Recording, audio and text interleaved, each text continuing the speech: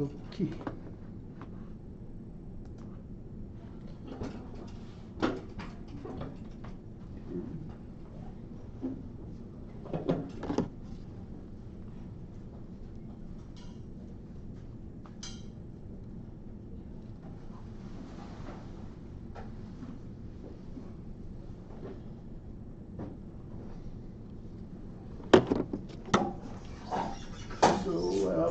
Put things a bit in time context.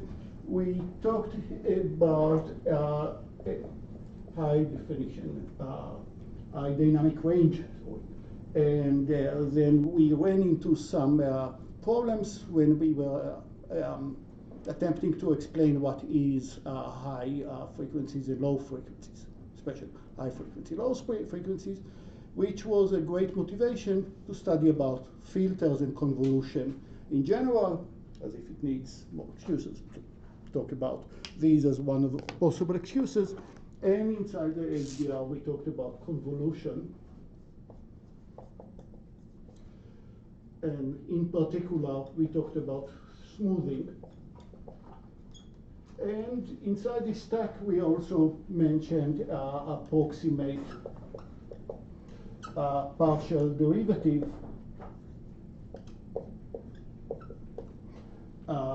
using convolution as possible other explanation. We talked about, that's a good exam question, right? What other things did we do with convolution? We talked about boundaries detection, which is a business of courses of vision more, but we talked about enhancement,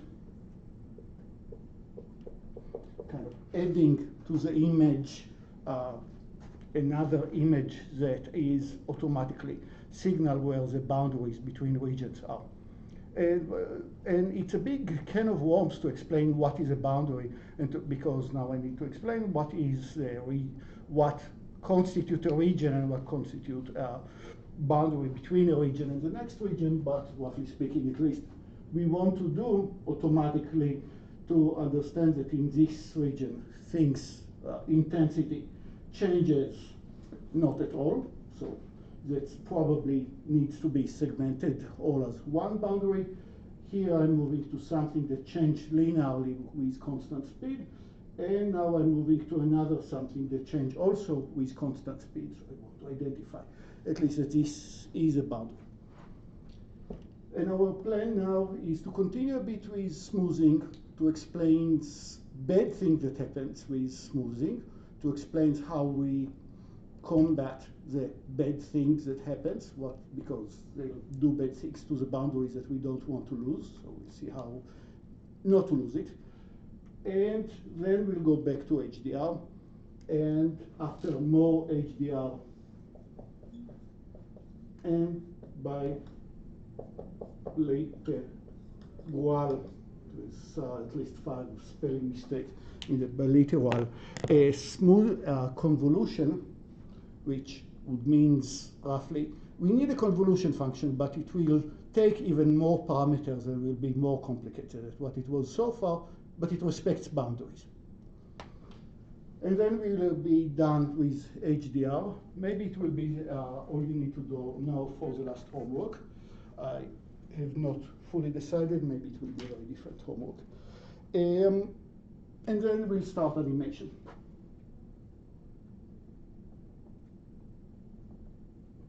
Would be our next topic. In particular, we'll talk about how to represent animation between a few configurations, which will bring us to another can of worms, another can of bees, hornets, which will be how do we specify interpolation between one rotation to another rotation. That's why the basketball is here, because we'll see a few attempts and none will work really well.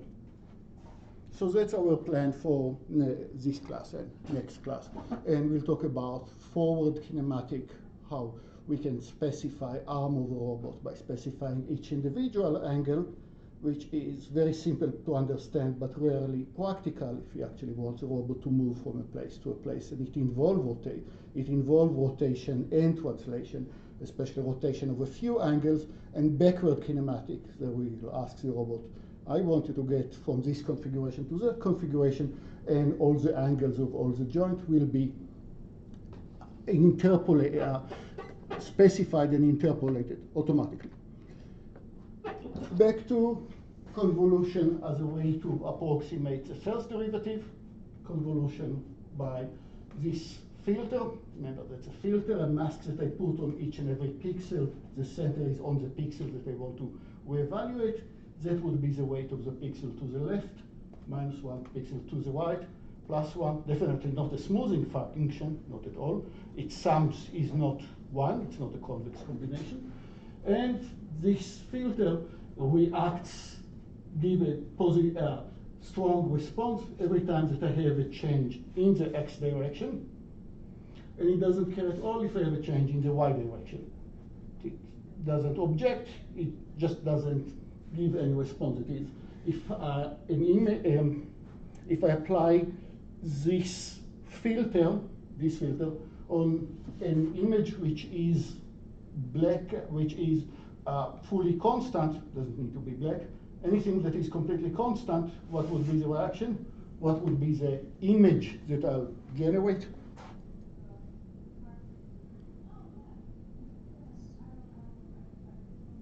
All the pixels in my input image have exactly the same RGB value. And I applied this filter.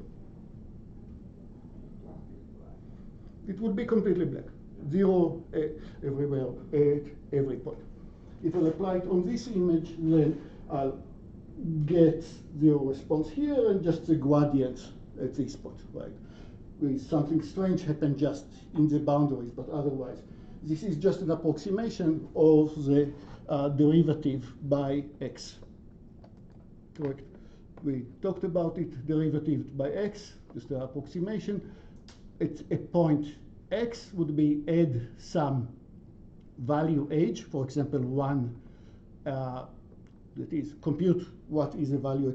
I want to know what is the value here. I'll compute what is the value in the pixel before me, the pixel just behind me, take the difference between them and divide by 2. That's an approximation of the derivative. Well, an approximation because it's discrete. That's the only reason that it's as accurate as I can do based on this data that I have, that the image is sampled only a pixel. So it is non-black only at points that you have strong response in the horizontal direction. Similarly, that will give me strong response in the y direction. Now, probably applying this image, this filter on any raw image that I'll take, it makes no sense if it's image from the world, because I have tons of noise. Once in a while, each individual pixel, and it's not rarely, change its value to something higher and lower, which brings us to smoothing as well. You want to maybe smooth the bit, so if I just have one annoying pixel that just jump up and down, you will blur it out. Okay. Now, if I have the derivative by x and I have the derivative by y, I can also approximate the gradient vector whose x and y coordinates are the derivative by x, derivative by y, and this vector, which it has a length and it has a direction. The length is like how large is derivative, how sharp the image changes in the x and y direction, but the direction tells me a lot. Look how nice it is. You are on the boundary of an image. Why you are on the boundary? Because if you go tangent to the boundary, there shouldn't be theoretically any change, or very little change if you are moving on the tangent, but if you are moving in the normal to the direction, then you have the strongest response. Out of all the possible directions, moving from the boundary inward or outward will generate the strongest response exactly when you jump over the boundary, and the gradient surprise, just point to the direction of the steepest response. So with just this convolution of these two filters, these two masks, you have a very good idea at which direction the tangent to the boundary is.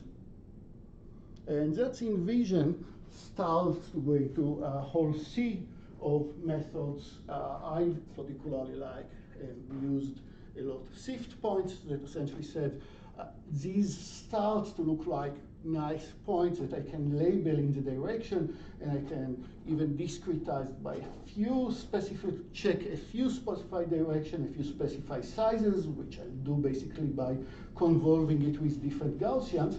And at the end of the day, I have a label to this point, and it specifies both the direction as well as what happens in the neighborhood. And that's nice because SIFT, SIFT, is scale invariant. If I change the image or rotate it, all these labels will change or move as well. That's a basic idea, and that's a very strong technique to say, does my image with, after taking a subset of the image, after maybe translate and rotate and scale, of course, and possibly change the direction of the image, but not dramatically.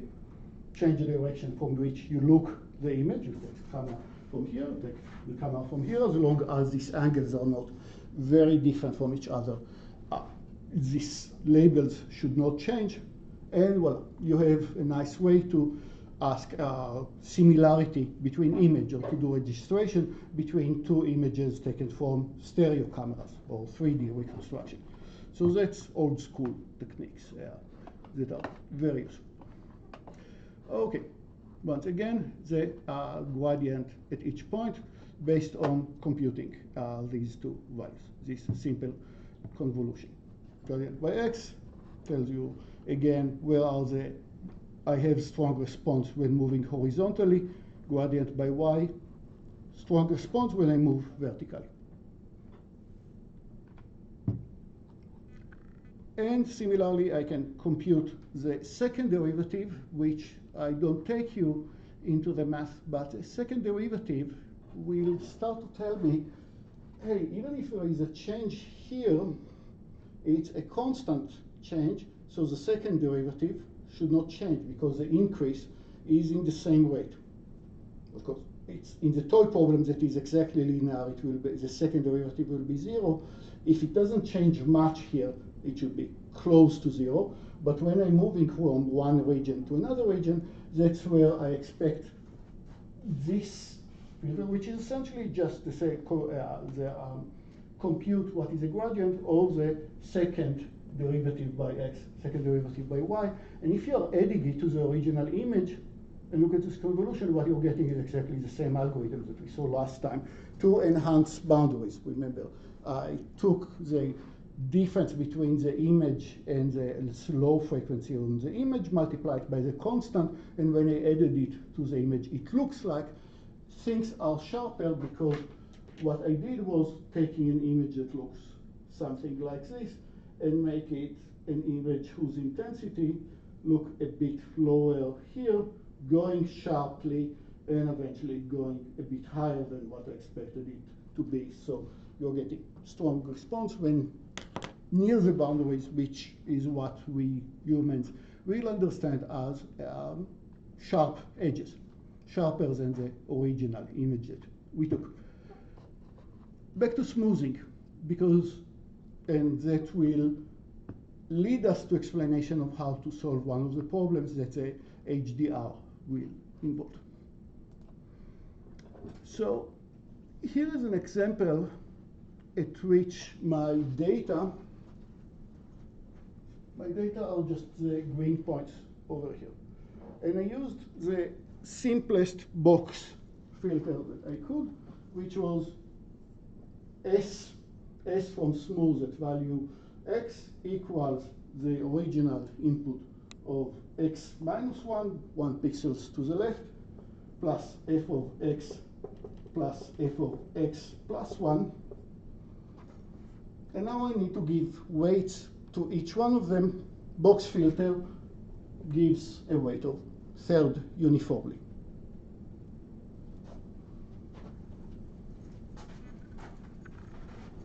And here is my input image, is green points over here, similarly these green points over here. So the Y, I'm using the Y to indicate the lightness, the luminosity, the energy of the image at this point. Remember, in the HDR context, the signal was always the intensity at this point. And what I'm trying to symbolize with this toy example is that here are some noise that I need to smooth, but everything here is definitely very different than everything here. Here my noise, my average is somewhere is 3, while on the point here the average is somewhere like is 30, a gap of 10. And there is one clear point, one clear data point over here that tells me where the range 3 terminates, and the next point is already in the new range with nothing in between. So if I look at this image, it looks like very sharp boundaries, right? Maybe I'll see it as a noise depending on the resolution. Maybe I'll see. I mean, it's basically how your image looks like from your camera just before the smoothing with a bit noise per each pixel. But the boundaries between them are completely clear. And now I need to decide why do I think that there is two different regions? Well, I need to specify some numbers that I'll call it. If it's within this range, then maybe it's in the same region that defines one segment of the image. Here is another segment of the image, but that's of course user-defined, the way in between. Like, if I have one point here, this data point, that is suddenly in 13, we'll understand it as a different region, or we'll understand it as a noise. Probably doesn't matter that much, because if my box is slightly larger, it doesn't, in one single point, doesn't influence the average, the smoothing by much. If there are plenty of points, then maybe you want to call it a different region. Anyhow, you see what is a problem, and you see what is a problem with my box function. That's the curve that I'm generating right here, and when I'm moving the box, what does the box do? At each point, I want to ask what is a new value, what is a computed value right here. Maybe it will be cleaner in the other data. Yeah, I want to compute what is a smoothed value right here. It's a pixel at I equal 14 right now. Looking at 14, 13, and 15, smooth them out. Sum them up, takes the average, everything is fine. But when my box contains points from both regions, which it does gradually, that's exactly how I generate this data point and this data point, deliberately barely seen, because I take only 1 point from this and 2 points from this region, so I'm getting somewhere in between. And if that's what you want, that's fine, but be aware that if you look at an image like this, it will make the image less sharp than what it was. So that's one issue that I have with box as is, the non-bilateral box. Another problem is that what is the leftmost pixel that I can compute? The smooth value is, well, if I need to take the whole 3, move the whole 3 pixels over here, then that would be the latest point that I can take, because I just, actually this will be the latest point, because I just don't have, sorry, that's the leftmost point, because I just don't have data to its left or the right. We'll talk about boundaries, but the solution that I'm going to suggest will solve all these problems, and will solve another problem, that if I want to move the box more, or a tent or Gaussian, I want to move this Gaussian, but not only to sample it on integers, but also in intermediate float points, not only integer, but float points, sometimes you're covering more data points, sometimes you're covering less data points. Like if you move this interval of length exactly 2 from I minus 1 to I is 1, I to I plus 1 another one, the length is exactly 2. If I move it just slightly to the left, it covers only 2 points, not 3. It doesn't reach all the way to the 3. So sometimes it takes 3 points, sometimes it takes 2 points. If it takes 2 points, then I should not divide this number by 2. If one of these elements is not counted, I should divide it by only 1 over 3, not 1 over 2, because there are 2 elements out there. Okay, bilateral convolution, bilateral functions will solve all these problems. So I'll define a threshold here, and I suggest my very first attempt to solve it. I'll define a function that will be, so I said one of the problems, it blurs a boundary between the regions. Same goes like in this slide, forgot about it.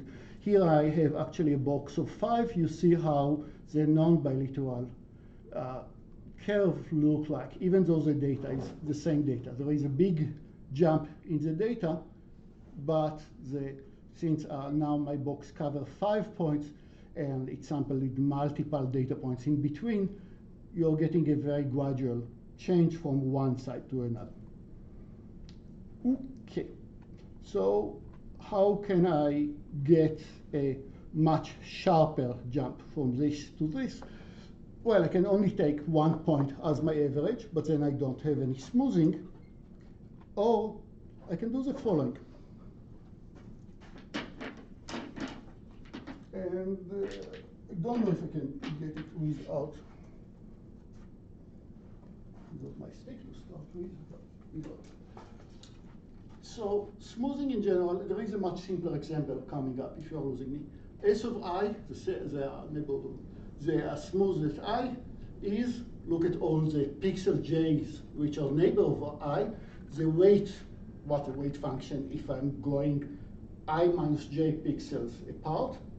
For example, in our case, W of ij, what is this? It's third if I minus j is either minus 1 or 0 or 1. It is either it's a pixel I or the pixel I plus 1, pixel I minus 1. And otherwise, W of I minus j, if I'm going 2 pixels away, then this Wi is 0.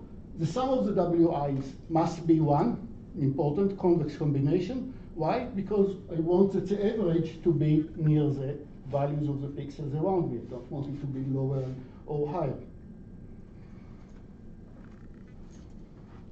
So my first attempt would be to say, tell me what is the gap of, it's not a gap between the pixels, it's a gap between the intensity of the function, value of the function.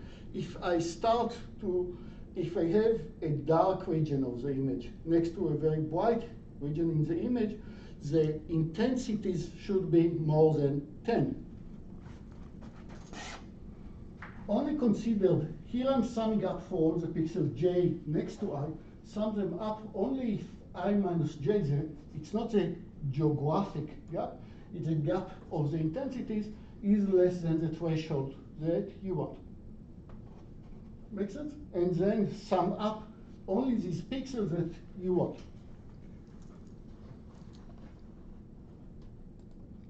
Meaning that if I put my gap pixels, I don't need this graph anymore.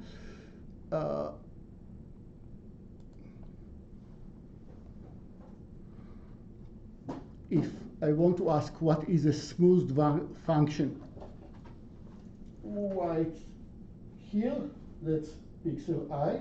I will take the value of I will declare the previous pixel to be useful as well, because the gap between them is less than what I said, less than 10.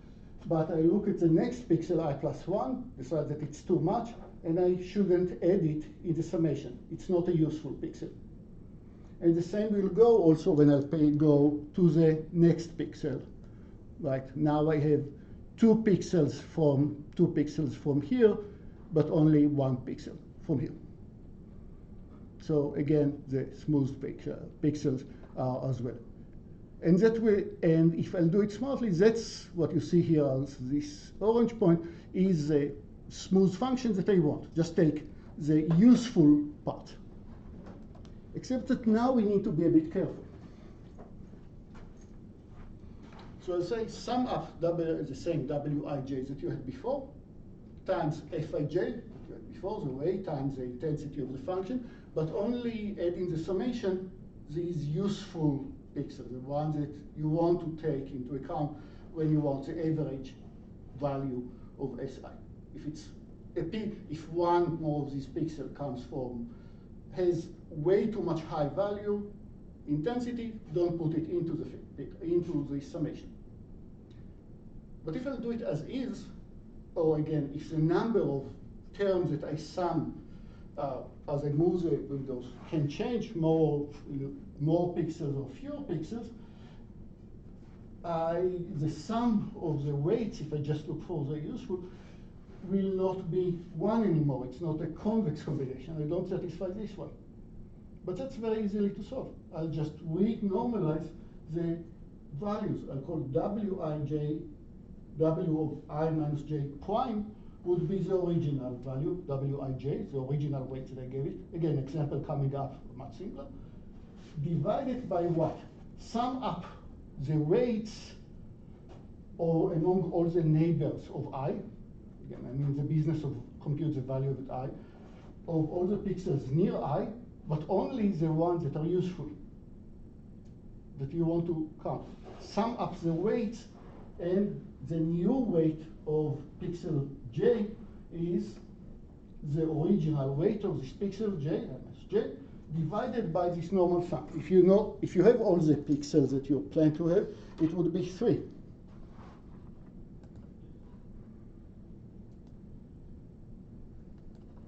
So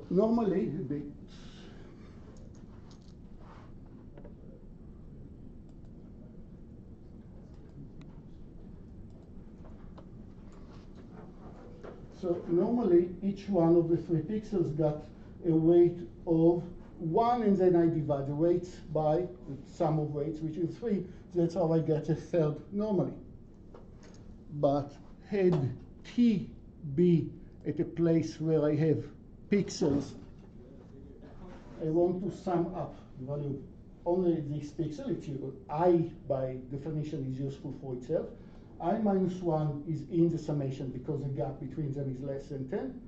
I plus 1, this guy is not in the summation, so it will get a weight of 0.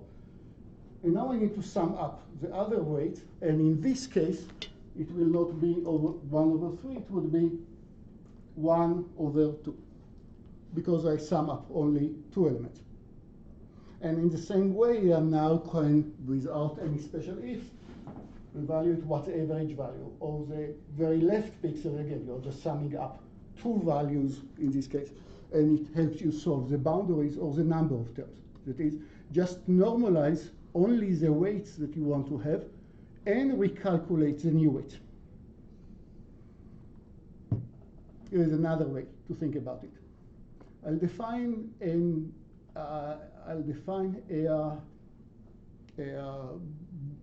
Boolean function, gij, which is 1 or 0, depending on whether, when I'm standing on pixel I, is pixel j useful for me or not? Based on our definition, is pixel j useful, when I'm standing at I, is pixel j useful or not? Here we have a toy definition. We said if f of I minus f of j is less than 10, then it's 1. If the gap between them is more than 10, then it's 0. Okay, that's gij. And now, what do? I compute Si, just as big. Originally, Si was sum of fi, wi minus j. Again, a simpler example coming up. Wi minus j, but that went into the blurring the boundary issues. It was our first version. Now, what is Sij? Is the sum of fj, just as before, all the j in the neighborhood of I, but only sum up pixels j that are useful for you. You'll give it weight w prime of ij. They still need to tell you how to compute the w prime times fj times add it to the summation only if it's useful, because this term is either 0 or 1. What would be therefore w prime of ij? It would be the original weight, wi minus j, divided by the sum of the w of I minus j, or the pixels in the neighborhood, but only the ones, again, that are useful in the summation, get value non-zero.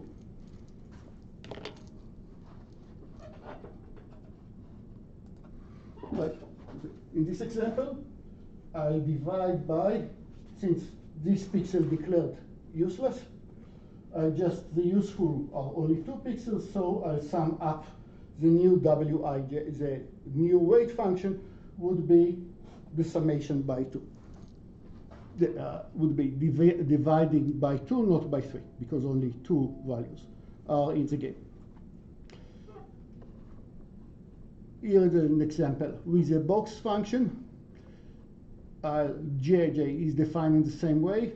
It's 1 if f of I minus fj is less than 10, 0 otherwise, the same definition. Sij here is a box function.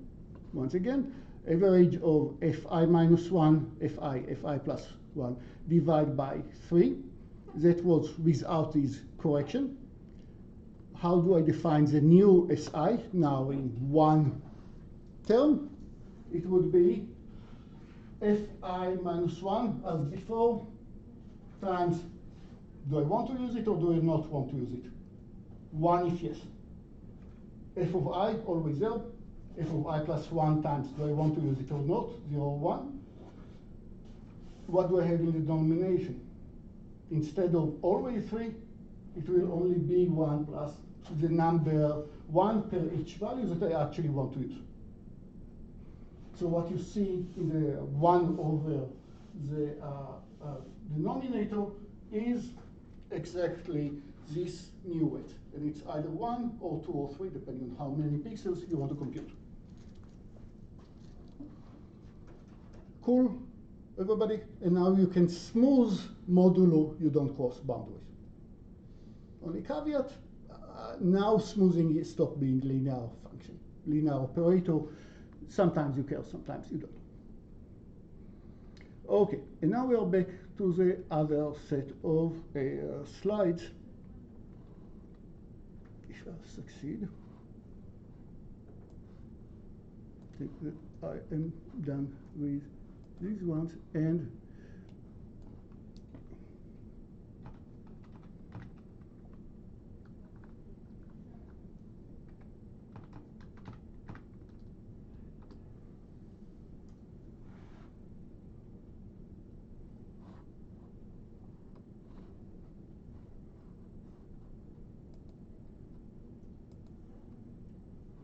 hello.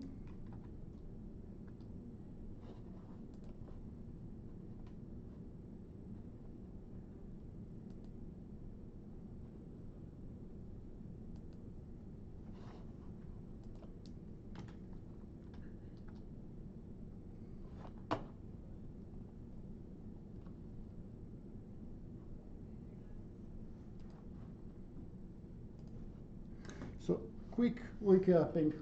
So far, where were we? I want to show this image, lots of lights coming from these regions, very little light coming from this region. I want to maintain all the special differences, special details over here, even though the alternative is very little. And as we said, it doesn't really matter. I need to keep some levels of special details, and I need to keep the local contrast. This pixel should be somehow brighter or darker than the pixel just next to it. It doesn't need to be realistic in the sense that it's exactly the same amount of intensity, because the gaps between the intensity in the original image are in the volumes of 10 to the 7. We have to compress it into the value of 10 to the 2, 5 order of magnitudes. And yeah, so how did the algorithm works?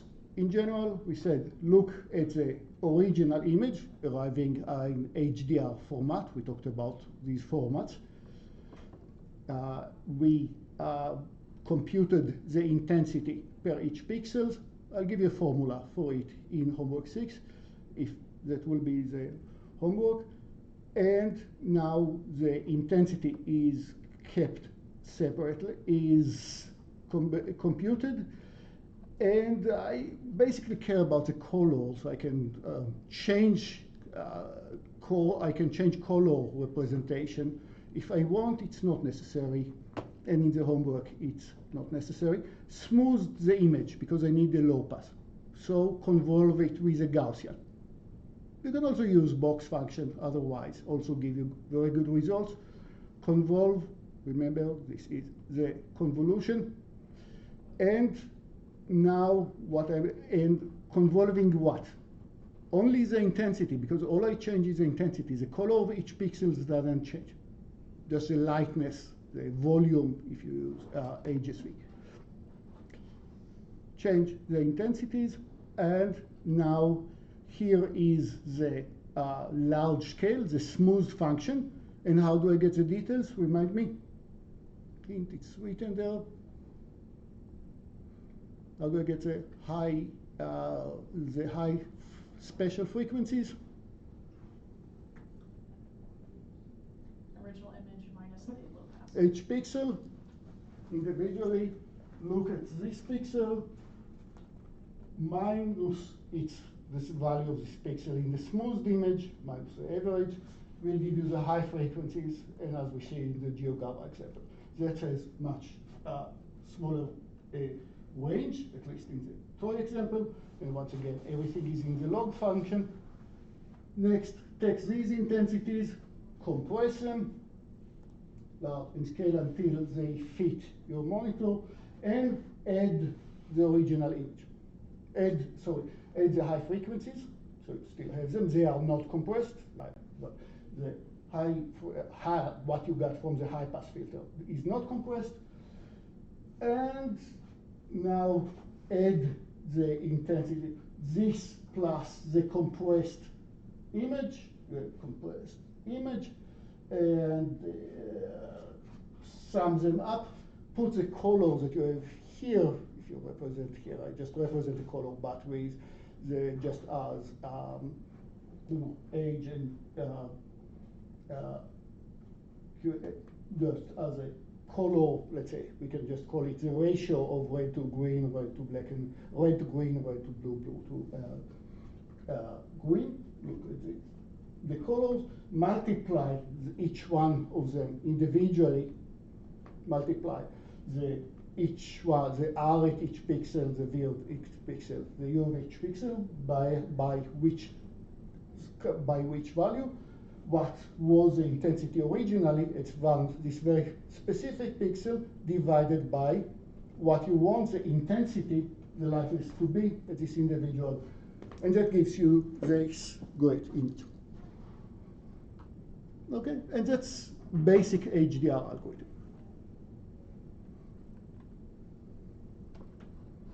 Again, intensity, color, that's what you are supposed to get. But it's not. We can go through the GeoGabra if you want me to, otherwise, if you remember what happens here. Need the feedback, remember what happened here, taking the high frequency, smooth them. Let's go through it quickly. Again, at least because it makes me feel good at least.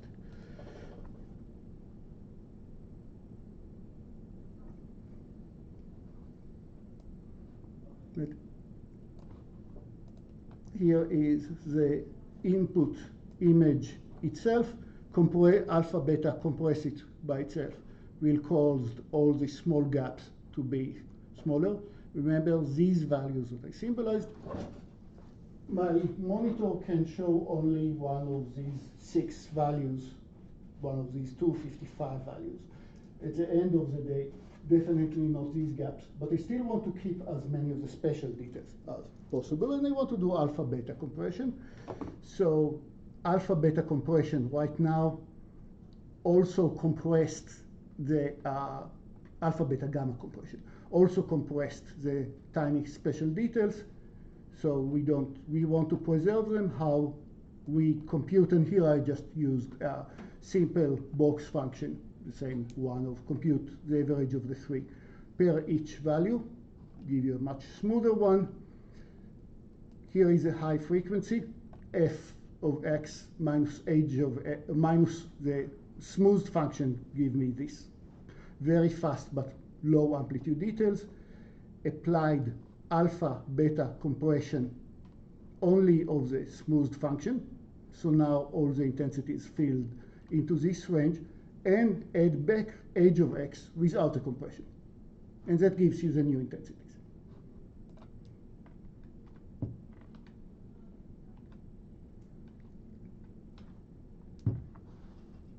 Okay, and that goes back into Oppenheim in '68. Very nice algorithm. All great except, well, how many times do I have it? Okay, you have it in full details. Again, appears again, or am I good? Backward, one great example. Very, the image without HDR, either overexposed, underexposed. Here it is with the window that has very high intensity, with the details on the sides, the walls on the side, that have very low intensity after HDR. All looks great. You see both details. All looks great except of the nightmare here.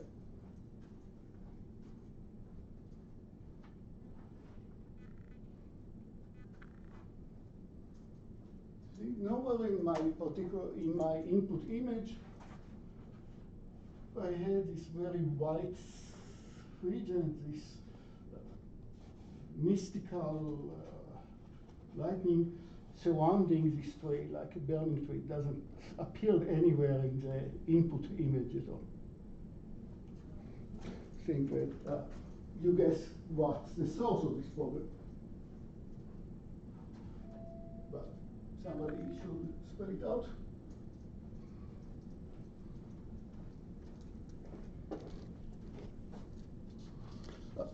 First, do you see the problem? Do you see this artifact? That something very unnatural coming just near it. But what's the issue here?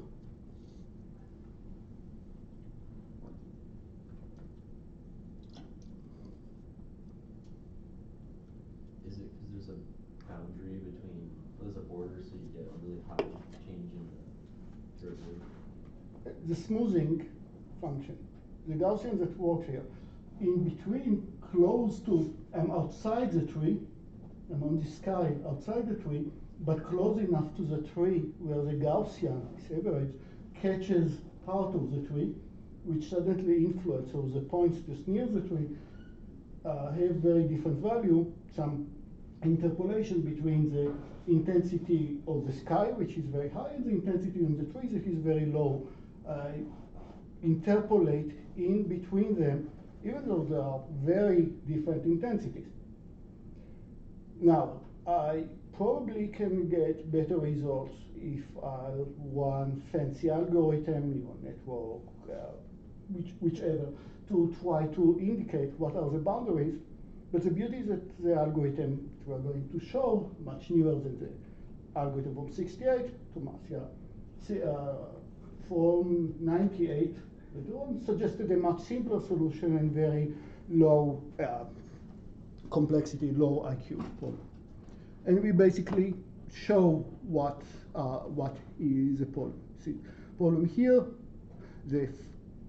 what happened to the boundaries of the low frequencies, much blurrier than they should be, which now the high frequencies are suffering as well, because high frequency is the original minus the low. So what would be the weight function that vision people like in general would be for convolution, usually Gaussian, many application. Not everything here is true also for any other filter, including the box, including tent. Gaussian because it's nicely, you can easily compute the derivative, you can easily compute the derivative of derivative, very smooth. You know how it behaves. So, here is my input, sorry, here is my input image.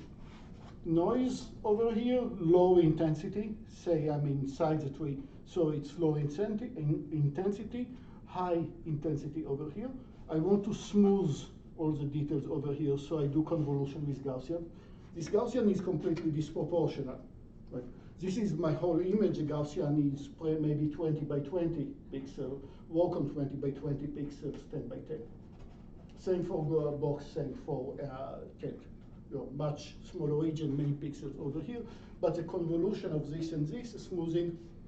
It smoothed the one region, it smoothed the other one, but the boundary between them are now interpolated. Slowly changing. It's not a sharp boundary over here.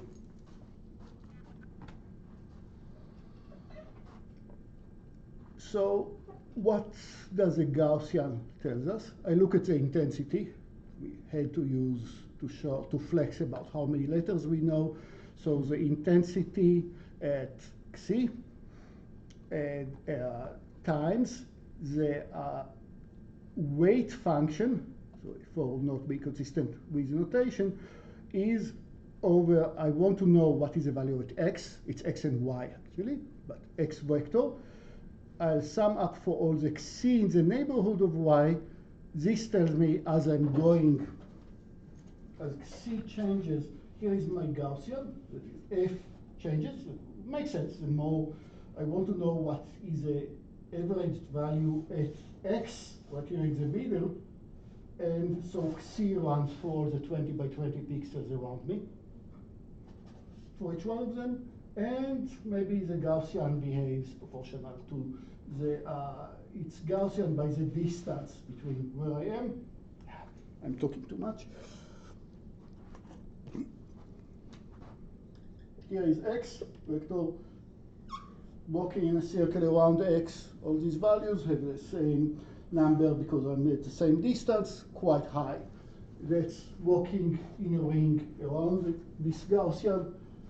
Increase the distance from the Gaussian, this Gaussian decreases, as Gaussians do, and so on. The larger the distance is, the larger the distance between x and xi, the smaller the value. It's just re-explain what is this smoothing doing.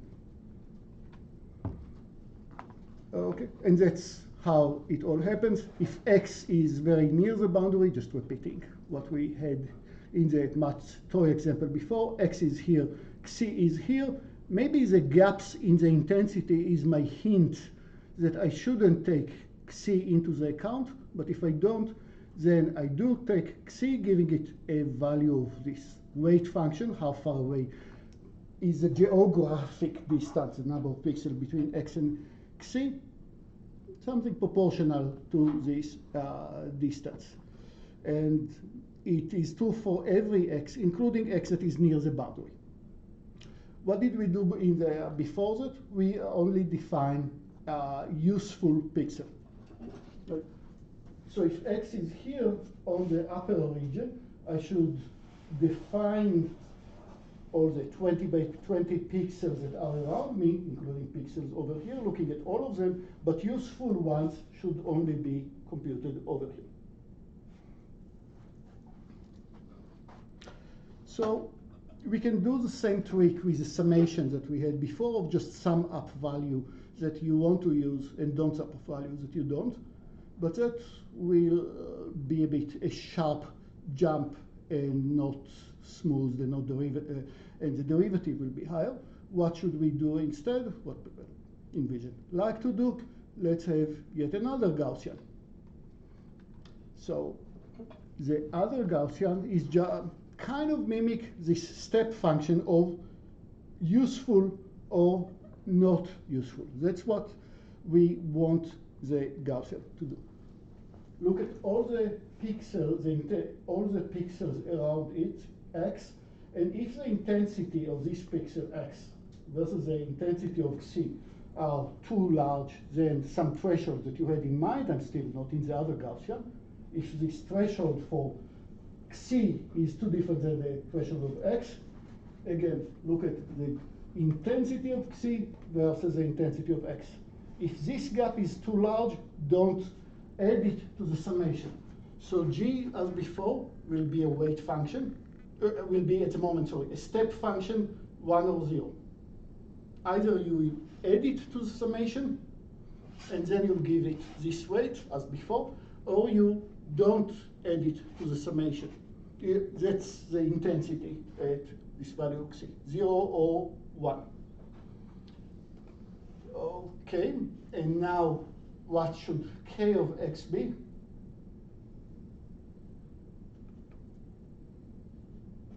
Number of terms in sum. The number of, exactly the number of terms, but very close. Before that it was a number of terms, it was 1 or 2 or 3. Now it should be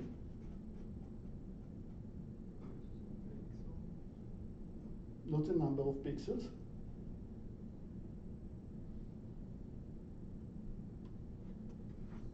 Sum of all the G values. Sum of all the F values. G is 0 or 1. F was how much weight I give, right? So if if originally not, I don't get to sum these weights to be 1, but then it should be less than 1, then 1 over this number should sum up to 1, and make sure that if I sum up only for the important one, f of xc divided by this term, you'll get 1. I think that I made it more complicated than it should be. So,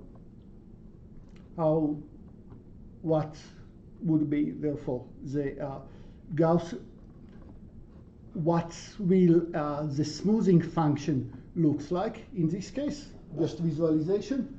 The smoothing function would look like, use the Gaussian, but only on the part of the Gaussian that consists of the useful pixels. Otherwise, you give it 0 weight. Instead of having the full Gaussian, you just see the Gaussian next to the edge, the pixels that you do want to weight. And K of X is just the sum of weight of the pixels that are here in the Gaussian.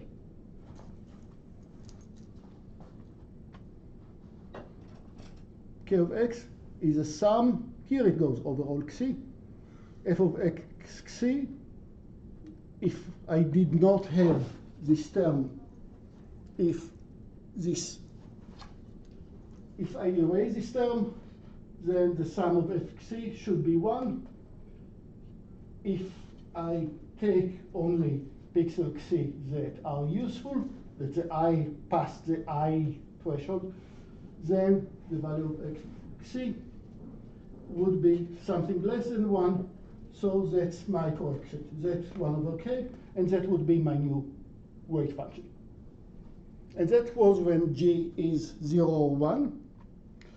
But then I need to have one user control parameter. That's another reason against it. One user control parameter that is just, it is a boundary or it's not a boundary, but it's universal for the whole image. I still need to set some value, which would be the standard deviation of the new other Gaussian, but at least I can scale it to the image itself, which is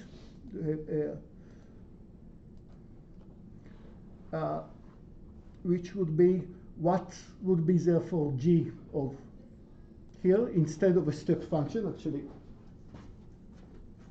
what can you do as G over here? It will be, you have the original Gaussian, but use the very same Gaussian where now the parameter is this number. It will still work. Now it's a Gaussian that goes down as a effect of what? What does this Gaussian goes down? When will it goes up? The larger the gap is between X and C by the intensity, it doesn't care about the geographic distance. G does not care about geographic distance. It cares about the intensity, the difference in the intensities of these two pixels. The larger the gap between the intensities, the e to the minus this number will be lower. Make sense? Bilateral, that you need now to have a few three terms or two terms in this weight function. One that corresponds to the gap of the intensities. You need to play with the sigma as a standard deviation of this Gaussian that will be a single parameter, assumably, for the whole image. And of course, you can still defeat it or create artifacts with carefully designed images, but at least it solves the problem of the hollow points, at least in the example that I showed you.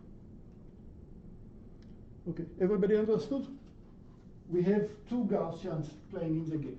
F of x of xi is a Gaussian that goes down as a function of what is the gaps, what is the difference in the locations of these two pixels. X and xi, the two pixels, how far away they are from each other. The closer x is where I want to compute the new value. Xi is one of the values that I sum up. The larger the distance is the geographic distance between x and xi, the lower f is, the less weight it gets. The second Gaussian is a Gaussian that works on the what? The gap of the intensities. The larger the gap between the intensities, the more it is. The smaller g is, you just multiply it, which is e to the power of, I'm sure you know how to compute multiplication of 2e to the power of something. Okay, we are done with HDR. And with convolution, you wanted to ask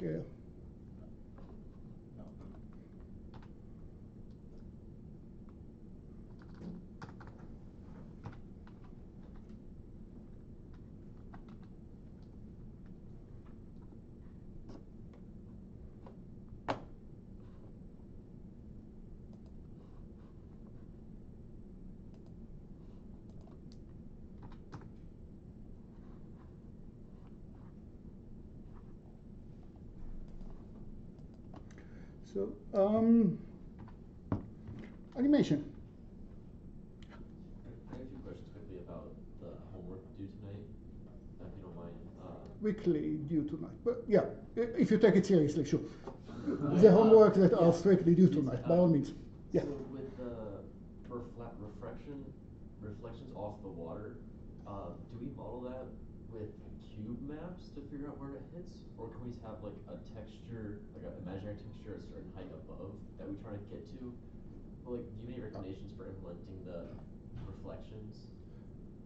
You have one way that you need to shoot and you need to compute where it hits the walls that surround this. This whole pool is in one of the ancient Greek something. There is walls around it, and on the walls there are painting. You want to ask where does it hit the wall, and in this case you can use the built-in mechanism of WebGL of environmental map, or if you don't, put a few billboards, can be the same image, 5 billboards, because there is also the, if you want, put the ceiling on top. I don't think that it matters very much. An environmental map, you definitely put the ceiling automatically, and once you have a ray, it will return the pixel at these coordinates. How do you find exactly where this ray hits the wall, the ray that comes from the water? I leave it definitely for you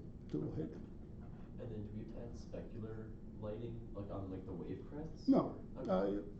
would be cool. Crossed my mind. I thought that since you had to implement it already in the previous homeworks, I don't want to. But surely, water does have it. So like the harder effect, if you want to bonus points, and I can definitely add bonus points, is think about what happened to the pool at the bottom of the pool at P when I have a few waves and the sun is here. And what do you see at this point? Why do you see the pattern of the wave? Because this point P on the pool is collecting waves from a few directions. It's integrate wave from a few directions. You can kind of approximate it because the integral of sine is cosine, integral of cosine is minus sine. So you can kind of say if it's only one wave that I care for, that its whole pattern, I only see the integration of what comes out from one wave, the sunlight in all these points have the same intensities, then we can approximate P as cosine of something, and this cosine of something changes as we are moving in the bottom of the pool, and it's kind of mimic exactly the same pattern that you saw of the waves itself. So that's a hack. If you want a more careful one, especially if the waves are higher and not all of the same patterns, then now P might integrate things from a few waves, and maybe you want to. But that's easy. Other bonus point that I thought to suggest if you want to play is we talked about curves, how to generate curves. We talked about how by controlling a few control points you can generate B-splines, one of a few splines. And based on them, you can now generate the whole pattern of the water as a surface of revolution. So take one-dimensional curve and make it rotating. And then still the normals, computing the normals to each point that you need anyhow, is becoming very easy because you just think about normal in 1D and just rotate them. You can do it. Or decide that you actually want to control the surface of the water by controlling surfaces. We studied enough many techniques. And it doesn't need to be circular symmetric. So any one of these points, just tell me about it and maybe show me how each one would be highly valued. And do the same thing. Now you have the surface, and you need to have the slider that controls between either only Snell/refraction or only reflection, like metal liquid, or somewhere in between, and then you sum up the intensity that comes from the intensity that comes reflected from the wall, the pictures that you hit, and the intensities that you see in the bottom of the pool, but not straight, but because your edge, your ray of light bent when it hits the water. Make sense to everybody? Okay, animation, computer animation, because I'm skipping a lot of slides, talk about old ways. Animation, all of them, the idea of keyframing. That we had one of our excuses to study curves. I have some keyframes where I specify where each moving point should be, and I expect my computer to fill up all the other frames as some kind of interpolation, approximation to where did I draw everything inside each individual, inside the keyframes. What I'm trying to say in a very awkward way is to say, there are lots and lots of frames in your video. You don't want to specify the parameters at each frame. Keyframes are much more sparse than the intermediate frame, and probably you don't want linear interpolation between the keyframes, because that would mean that from one key, that between this keyframe to the next keyframe, I'll have one linear motion that jerkingly moved to the another linear motion in the next one, and so on. And that's why we moved into cubics instead of quadratics. Okay, it's worth mentioning buffering if you want it to happen in real life. It's a bit orthogonal topic, but if it takes time, what you're doing is OpenGL, WebGL gives you two buffers. You once the viewer see what happened in one of them, you're writing into the other one, and then swap between the two. Again, always writing to one buffer, and the other one is displayed, and then you swap between the two. Now, controlling movement between key buffers. I can specify the control of an object that needs to move somewhere, and I want to specify its positions in one keyframe and then in the next keyframe. And I'll ask if it's rigid object, standard tree equation. How many degrees of freedom do I have? One rigid object. To specify where it is in the room, how many numbers do I need to specify? 6. Let's think why. I can pick one point over here. Standard tree equation. I did not answer it correctly. Placed one rigid point. Tell me how to move this rigid point. Now I can rotate it in one axis, rotate by the other one, and the 6 parameters is the rotation around it. Okay, so to orient a rod, it will be, if I don't care about rotating of this rod, if I have the other rod, if I have the other rod that is symmetric, I only need 5 parameters. I need to tell you what is the origin, and then it will be enough to tell you latitude, longitude, for example, or rotating by X, rotating by Y, or to tell you what is the other point. So why doesn't it make 6? If I need to specify 2 points, each one that lives in 3D, I can tell you where is this endpoint and where the other endpoints. This has 3 numbers, this has 3 numbers. This 6 degree, or again, I think about it as completely strictly symmetric. I don't care about this type of rotation. One of the rotations is invariant, right? Yeah, in the case of this completely circularly symmetric one, so why isn't it 6? 3 for this endpoint, 3 for this endpoint. Is it because the orientation of the other point determines the rotation? The length of this guy is fixed once I told you, whereas this one, there are only 2 parameters that I have. For this one, okay. Now, we wanted in the previous slide, I think that also in the other ones, to say, have a nice way to interpolate between them. Well, something that will interpolate between them, except that it's not nearly as simple as it looks. Where interpolating, I can specify the angles of each individual part, even if it's rigid. I can specify the rotation of each individual part if these joints are one-dimensional. Two-dimensional, I can still use phi and theta, except that I start to get very easily to a whole nightmare of issues. One is, if I want to get from one position to another one, how does it translate to each individual angle? Will not give you too many answers about it. I'll give some answers. Let's skip to the video, because the video is about 6 minutes. I'll just mention that rotation is an issue. And let's jump.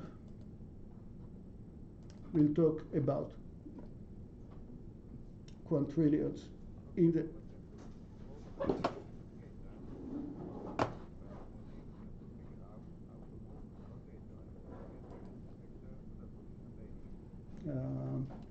can I wait, sound.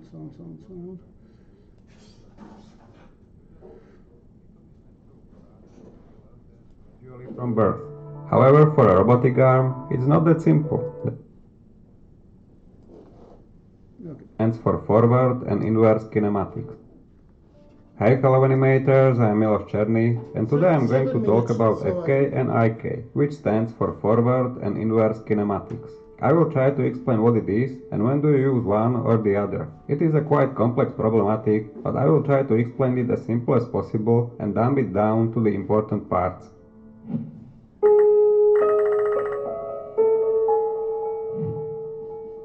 Before I start talking about FK and IK, I would like to emphasize that this is something that every animator should understand, and it is one of the basics in this field. Similar to animation layers, it is something you should have knowledge of. For example, even though you don't have to use animation layers all the time, but when you don't, it is because you don't need them, not because you don't know how to use them. Same goes with forward and inverse kinematics. Okay, so let's get to it. Both IK and FK terms come from robotics, where engineers have to figure out how to move and rotate joints to get the end effector to the position they need. When you think about it, if you try to grab a phone on your desk, you don't have to compute what your joints have to do to get your hand to the phone. You just do it, because it's natural for us and we learn that gradually from birth. However, for a robotic arm, it's not that simple. There is a lot of math behind it, which we as an animators don't have to understand in detail, but it's nice to at least know what your computer has to deal with when you move the joints. But I guess you are not here because of the math. Let's explain it plain and simple, and let's start with forward kinematics, which is the simpler one. If you animated any hierarchy chain before, then you already worked with forward kinematics. When any bone chain is rigged with FK, it means that the bones are chained from parents to children. It behaves basically as you would expect. 3 seconds.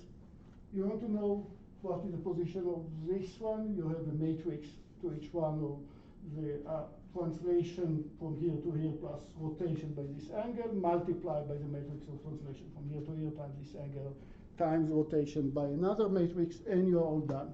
Same as parent-children links in every other field. If you rotate bone 1, all of its children rotate as well. If you rotate bone 2, again, all of its children will rotate as well, which means that the bone 1 will not, because it's the parent of bone 2 and not its child. The reason why bone chain rigged with FK is useful is that it creates arc movements by default. Because you use just rotations, joints travel along curved trajectories. Arcs are a very important part of learning animation, as most of you probably know. Motion in nature usually doesn't happen in straight lines. It's curves and arcs most of the time, and with FK you get them by default. Inverse kinematics, however, works kind of in an opposite way. You lose the ability to animate every bone of the chain separately, but you gain the ability to animate the whole chain just with the end effector. With IK, joints move in aligned trajectories, unless you create the arc manually. And sometimes this is exactly what you want. For example, as I mentioned before, when you are reaching for your phone on the table, the hand follows more of a line trajectory than an arc. Okay, so that would be the main difference between them. Let's take a look at how it works in practice. I will be explaining it on Berry here. For those who don't know, you can download this rig on my website for free. The link is below the video. Basically, every good character rig should have a way of changing between IK and FK for its limbs. CAD provides this option automatically for each limb, but every animation system has a way of doing it. Whether it's Maya, Motion Builder, Biped, regular 3ds Max bones, or anything else. So in CAD, if you select any bone of a limb, in Motion panel you will find this IK-FK slider. We see that now its value is 1, which means it is fully in FK.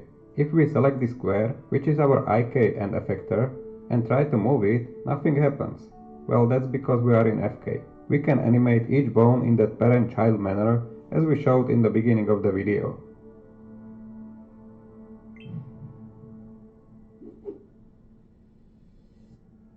Now, if we try to move the slider to 0, so the limb is fully in IK, and then move our IK effector, we see that the arm is moving and that it is trying to reach the effector as best as it can. If you don't have this end effector for your limb at all, don't worry. When you are creating a new rig in CAD, legs get IK platforms by default, but arms don't. However, if you go to the motion panel with any of the arm bones selected, you can see this Create IK Target button. Just click it and cross will appear. You can choose between cross or platform in Modify panel, whichever you prefer. Okay, so in CAD, by default, arms are in FK and legs in IK. If you move pelvis, you can see that the legs stay on the ground and everything else is moving with pelvis, because pelvis is a parent for all the bones. You will realize that it is usually more useful to keep legs in IK, because in a real world we have gravity, and that keeps us on the ground. Unless you are doing some roundhouse kicks, underwater animations or something like that, you can keep legs in IK. Let's set up some pose real quick.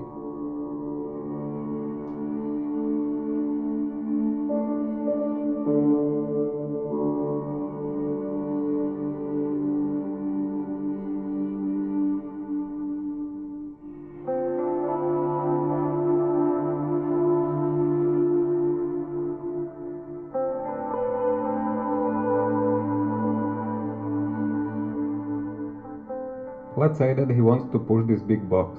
His arms are currently in FK, which means that they will move with pelvis, but we want to keep them steady on the wall. So change them to IK. But you see, when you change the arm, it moves to the IK platform, which is in the wrong place. That's why you have these buttons here. Click Move IK Target to Palm, and it aligns the platform to palm. Same goes with Match IK with FK for the opposite process, when you need to match FK to the position of the IK platform. So now, the arm doesn't move when switching to IK. And if you try to move pelvis now, you can see that the hands are staying on the wall. There will come situations where you will want to switch IK-FK during animation.